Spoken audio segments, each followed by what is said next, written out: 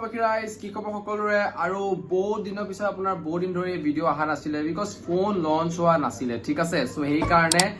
আপোনাৰ ভিডিঅ' অহা নাছিলে আৰু বহুত টেনচনত পৰি গৈছিলো যে ভিডিঅ' কেতিয়া আহিব নিউ ফোন কেতিয়া লঞ্চ হ'ব সো হিচাপত ৰখি আছিলো so finally new phone launch হ'ল আৰু বহুত দিনৰ পিছত মানে ৰখা পিছত যে ফোন এটা লঞ্চ হৈছে সো ভিডিঅ' আমি আৰম্ভ কৰোঁ ভিডিঅ' আৰম্ভ কথাটো কৈ দিওঁ যে কোনটো ফোন ঠিক আছে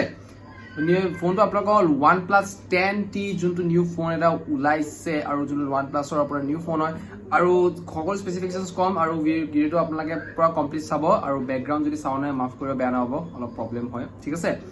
আৰু ছেকেণ্ড কথা ৰেটটো কম আৰু ফ্লেগশ্বিপ ফোন হয় বাৰু ঠিক আছে চিন্তা কৰিব দৰকাৰ নাই আৰু গাইজ ইম্প্ৰুভমেণ্ট দেখিছে এটা নিউ এটা লাইট লগাই দিছোঁ এইফালে লাহে লাহে ইম্প্ৰুভমেণ্ট আৰু পাব ভিডিঅ'ত চ' ভিডিঅ' আমি আৰম্ভ কৰোঁ আপোনালোকে চাইছে টেক আছাম মই হ'লো অঞ্জন জ্যোতি কাশ্যপ চ' ব'ল ভিডিঅ'টো আৰম্ভ কৰোঁ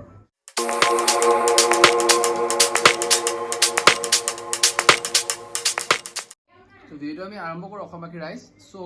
কথা আপোনালোকক তাৰ যোনটো বেক বডি যোনটো বৰ্তমান স্ক্ৰীনত দেখা পাই আছে সেইটো হ'ল আপোনালোকৰ ইয়াৰ বাৰ্ডেন লেছ ডিজাইন যোনটো নিউ এটা ওলাইছে বাৰ্ডেন লেছ ডিজাইন চ' হিচাপত মানে নিউ আপোনালোকৰ ফিচাৰ্ছ দেখা পাইছে এইটো ফোনটোত যোনটো ক'ব গ'লে এটা বেষ্ট এণ্ড বেষ্ট আৰু ফোনটো লুকটো ক'ব গ'লে খাটৰা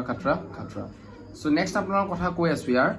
পাৱাৰ বাটন ভলিউম বাটন যোনটো মানে দেখা পাই আছে আৰু সেইটো এলাইট স্লাইডাৰটো নাই দিয়া এবাৰ কিয় নাই দিয়া বহুত ডাঙৰ প্ৰশ্ন এটা উঠিছে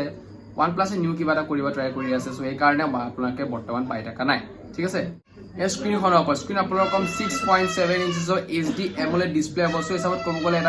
বেষ্ট এণ্ড বেষ্ট ক'ব গ'লে আৰু ক'ব গ'লে এটা ভাল এটা ক'ব গ'লে দিছে আৰু হিচাপত মানে আপোনালোকে নিউ এটা এক্সপিৰিয়েঞ্চ পাই যাব ঠিক আছে ছেকেণ্ড আপোনালোকৰ আহিল ইয়াৰ 120 হাৰ্টছৰ ডিছপ্লে হয় চ' হিচাপত মানে ক'ব গ'লে বেষ্ট এণ্ড বেষ্ট এইটো এটা ভাল কৰিছে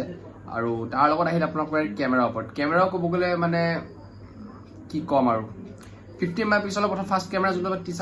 তিনিটা কেমেৰা দেখা পাব ঠিক আছে 50 মেগাপিক্সেলৰ ফাৰ্ষ্ট কেমেৰা ছেকেণ্ড হ'ল 13 মেগাপিক্সেলৰ আৰু 2 মেগাপিক্সেলৰ মাইক্ৰ'লেন্স শ্বটটো ক'ব গ'লে বহুত মানে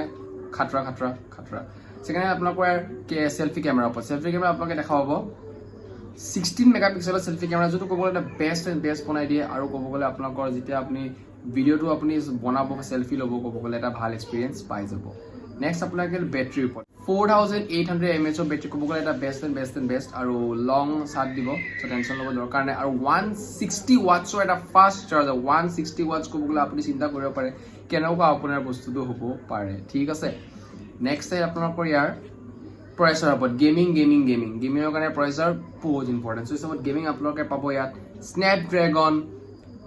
8+ Gen প্ৰচেছৰ চিৰিয়াছলি স্নেপড্ৰেগন 8+ Gen প্ৰচেছৰ ক'ব গ'লে আৰু এই প্ৰচেছৰটোত আপোনালোকে কি গেমিং খেলিব BGMIটো বেণ্ড হৈ গ'ল যোনটো ক'ব গ'লে বহুত দুখৰ কাহিনী কিন্তু গম পাওক যে কেনেকুৱা আপোনালোকে মানে কৰিব পাৰিব গেমিং ঠিক আছে